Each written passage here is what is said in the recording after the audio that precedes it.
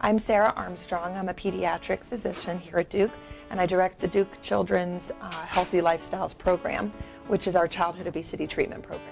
You know, I am a mom myself, and so I understand the challenges of feeding kids foods that they will eat and that you feel are nourishing them, and then you've got a bazillion other things going on that you've got to factor into. So there's all these kind of competing challenges with feeding kids healthy.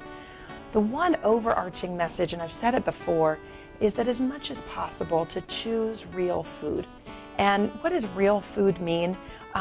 When you go into a grocery store, around the perimeter of the grocery store usually is where you can find the real foods. Now some have modified it slightly, so it's not 100% true, but that's where generally, if you think about it, where you find the produce section, the fresh vegetables, the eggs, the dairy, the meats. All of those things kind of tend to be located around the outside. So as much as you can, if you can think about even your 45 minutes in the grocery store, if you can spend 30 minutes on the outside and limit the rest to the inside, that smaller portion of time, then your grocery basket by default should just contain more real foods.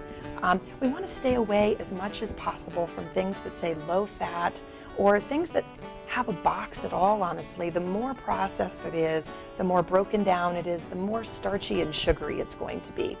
And you know, back in the 90s, we used to think it was fat that was the problem in our country. We ate too much fat. I think we now realize it's not fat that's the problem, it's the sugar.